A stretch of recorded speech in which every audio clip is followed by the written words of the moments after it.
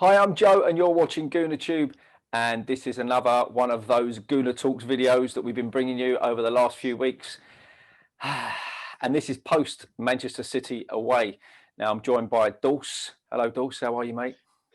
Not too bad, Joe. You? That was a very subdued, not too bad, that one, Dawse, and I can understand why. We'll come to that in just a second. But for everybody out there, don't forget, if you're watching this for the first time, or if you've watched it for however many times you've watched stuff that we put out, don't forget to hit that subscribe button. That really helps us a lot. Hit the like button, also hit the notification bell before we get started. I like to say that because obviously if you haven't been watching all the stuff that we've been putting out, go back and have a look, because there's some really interesting stuff there, including a brand new series of nostalgic videos that we're putting out. And the first one that went out the other night is all about Cliff Bastin. If you haven't gone and watched that, go and watch it. Dawse, you watched it. What did you think of it? No, that was quality. I thought you were going to say the word quality. Pulling me you up like that again. word, don't you? Yeah.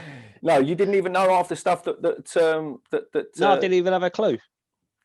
Well, do you know what's really nice is the fact that obviously the Bastin story, when Ian Wright scored that goal, that, you know, when Jamie was talking about, you know, just done it, it's absolutely true that the word Cliff Bastin, or the name Cliff Bastin, then suddenly, you know, came back out and was relevant, because obviously everybody was going, who's this guy that Ian Wright has broken his record? Who is he?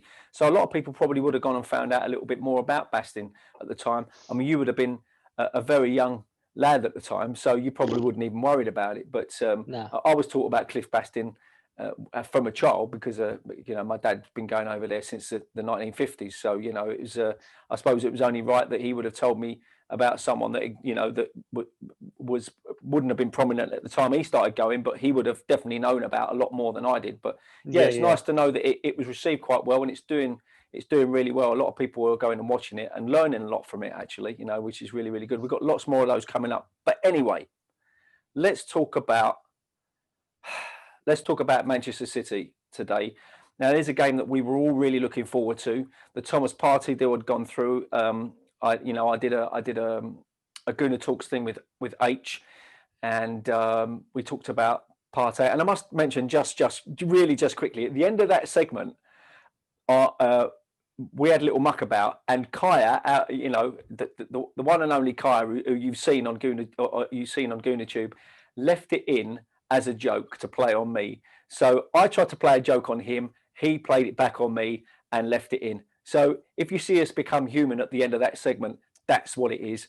I don't honestly think Kaya is that person that I described in that video. I think he's much worse, to be honest. Now he's gone down in my estimation. But anyway, let's talk about Manchester City. What did you expect today, and for you, how did it end up for you? Do you know what? Kevin De Bruyne are out, and I thought we've got a good chance here. And yet again, we turn up to another big game. I just felt underwhelmed, mate. We set up. Do you know what? I was off fuming. Willian was starting. Everyone's calling for Aubameyang to play through the middle. And he just seems to be hugging that left-hand side all the time. What was Willian doing? I just don't. Frustrated. It was frustrating. Absolutely frustrating. I felt Willian seemed a bit out of his depth sometimes. But there's a few things, and you'll either agree with me or not disagree with me. And we've spoken about this before, and a couple of people have sent me texts, and a couple of people have sent me voicemails and said that since Aubameyang signed that contract, he's been missing. He's gone missing. He has gone absolutely missing. It's a bit like the Adebayor situation. He signed a new contract and suddenly hung his boots up. You know, I'm not suggesting for 1 minute that Aubameyang is going to do that. Maybe he's feeling a bit of pressure. Maybe he now knows he's got all that pressure on his shoulders because he signed a new contract, or something's going on, because he doesn't seem to be doing it on the pitch. Having said that, he does seem to go missing in those big games, doesn't he, Aubameyang? Kyle Walker had him on toast today, in all fairness. Like, it just, that's left-hand side. The couple of times he went through the middle there, and he caused a bit of problems. Yeah. But yet again, he's just, I don't know what he is. I'm not a clue what's going on there. It's 4 games now without a goal. I know. It's disappointing, isn't it? I mean, especially as I thought we looked potent enough. You know, the players, when you saw that lineup, I thought there's goals in us. You know, there is definitely goals. And one thing that really, really got to me was the fact that Bernd Leno made that save and does what he does best, and that is parry the ball. Plays straight out into the middle, though. Straight out into the middle. But did you notice that when as he did that, it's as though he ball watched. He watched the ball, and he didn't. You know, like keepers, you see him doing these exercises. And when I was 13 and I was playing in goal for my team, my dad asked me if I wanted to go to the Bob Wilson goalkeeping school, and I went there for like a week during the summer to learn how to be a goalkeeper. And you learn how to make a save and get up off that floor really, really quickly, ready to make another one, and then ready to make another one. And that's part of goalkeeping training. Now, Bernd Leno, for me, he made the parry, and then he sort of stayed on his hands and knees and watched the ball. It seemed really weird, like he couldn't get up. It was like he was in treacle or something. Did you notice that? In all fairness, he's made a couple of them, but straight after that, he's made a great couple of saves as well. But for all of that goal... But that was the goal, though. Given that chance. But that was the goal. The build up to that goal, you had David Luiz. He was flying past Xhaka in midfield to go and close down. And I'm thinking, he's your centre back. What's he doing? I know. So that's all come from him pushing on. He's pushed on. And obviously, Bellerin has got to do better as well.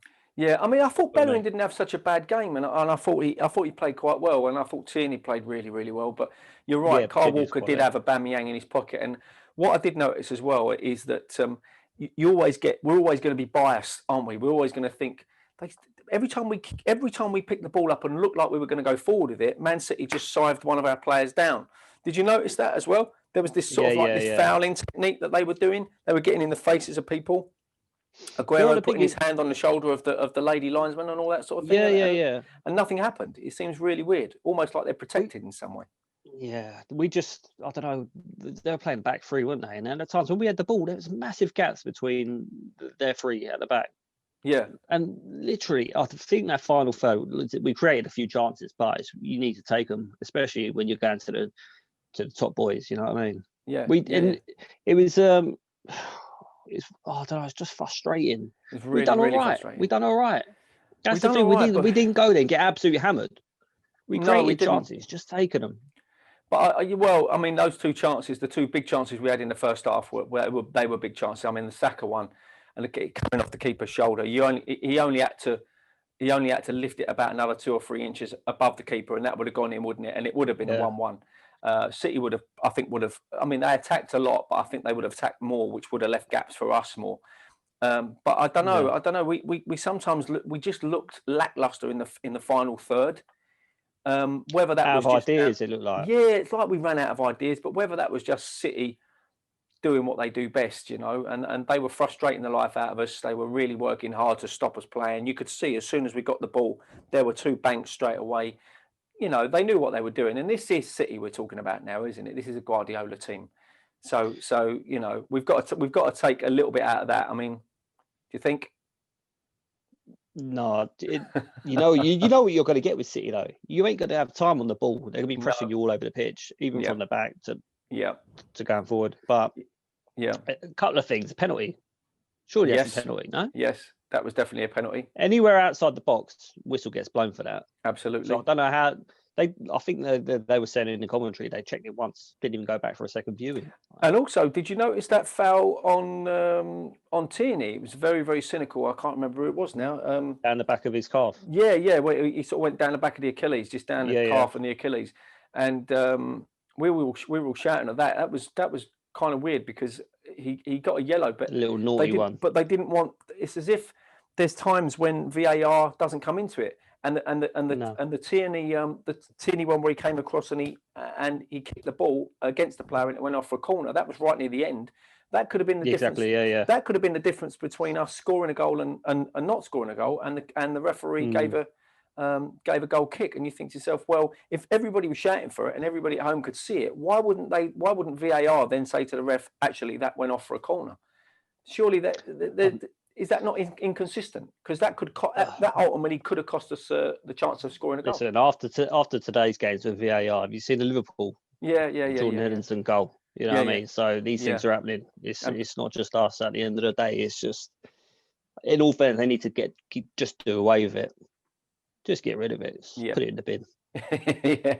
put it in there. But in all fairness, there is positives though out of today. Like I said earlier, we didn't go there and get spanked. Like we deserved the draw at least. Definitely deserved the draw. Yeah. Saka, Gabriel again. I thought were absolutely brilliant. So they didn't disgrace themselves today, did they? They No, played not well. at all.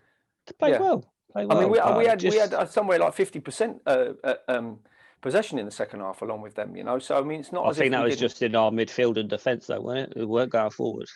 Well, we still had possession, but I know what you're saying. But I don't know. I'm really frustrated because it just felt like the whole game was frustrating for us. Man City were there to frustrate us. They got a fairly early goal, and then they just kind of they didn't hold on, but they knew exactly what they needed to do. Every time we got the ball, they would Ceballos or whoever it was in the midfield, they would take them down, stop them from playing, frustrate them. Walker did a few nice little sneaky little fouls that he probably learned in a Spurs shirt. So there was lots there that was very, very frustrating. But I suppose we have to take that now, don't we, and move on. Yeah, we do, but like I said, I was crying out for Lacazette, and then he came on, and he looked like he was playing holding midfield at times. Yeah. When you finally come on, crying out for a goal, and he's just sitting in midfield. It felt weird. I thought if I had any criticism of Arteta today, I thought he brought Nketiah on too late. I felt he should have brought him on with about 20-25 minutes to go. Easily, definitely. Yeah, Pepe wasn't doing it, and I thought, if that's the case, then bring Nketiah on. He's a finisher. He's a goal scorer. Maybe do that. Yeah, definitely. When you're crying out for a goal, but yeah, on to the next one, isn't it? Yeah, I know. I can hear the disappointment in your voice. Hence why I've been doing most of the talking. Yeah, I know, and the thing is, it's another one though, isn't it? It's another Big Six team. You're going away with a lot of hope, especially this season. The players we've got now as well, and it just seems. Yeah, it does. And again, when you look at the stats between us and top six teams as well, it doesn't bode well, does it? It's not that great. No. So a lot of results went for us as well today. They did. Chelsea drawing Liverpool. You know what I mean? It would have been nice to at least pick up a point, but isn't no. That would have been nice, but hey, if I'm not saying if somebody said, "Would you take a 1-0?" I don't think anybody would take a 1-0, but like you said, we didn't get absolutely hammered on the pitch or in scoreline, so at least that's something. And you can see that the team are improving. I think this time last year we probably would have been beaten about 3 or 4-0. Yeah, definitely. But like I said, it puts your heart on tenterhooks there when you're playing that against City from the back. My God, Jesus Christ! Every time. I know. Yeah.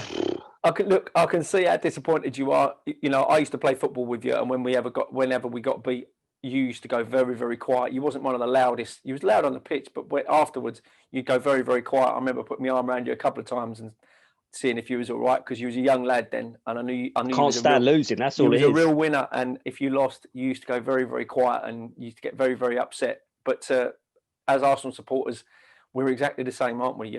We can't help ourselves. We've had many disappointments. Let's hope this is just a little blip and we can come back.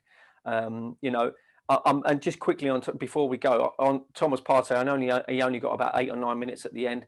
Got himself a yellow card, so he's welcome to the Premier League. He's banging it, isn't he? Can you see Arteta putting him in against Rapid Vienna on Thursday? Yeah, you got to put him straight back in, ain't you? Get him out running about, and obviously make a few changes. Hopefully, I think he will get youngsters back in as well. But we got it's a tough run coming up now as well. We got Leicester after, then United. Yeah. So we need to start picking up points. Yeah. Well, let's hope we do. Thanks for joining me, Dawse. Anyway, it's been no worries at all, mate. I'd like to say it's been fun, frustrating, but it's been frustrating, and I can hear it in your voice. And we can only just do what we do, and hopefully they'll bounce back during the week, and then again once they go back and play Premier League football again. Let's hope they can. Let's not forget who we were playing today as well. I think that's the most important. Yeah. That's the most important thing. But thanks for joining me. Thanks for joining us here. Thanks for joining us here at GoonerTube for this Gooner Talks edition with Dawse post away match at Man City, which we unfortunately lost 1-0. But never mind, on to the next one. But thanks for joining us. Don't forget to hit that subscribe button and that notification bell and the like button. All of those buttons help us here at GoonerTube. Look out for some more content. And we will be bringing more up as the season goes along. Lots and lots and lots more content, including more of those nostalgia videos, the first of which, go and watch, all about Cliff Bastin. Thanks for joining us at GoonerTube. We'll see you on the next one.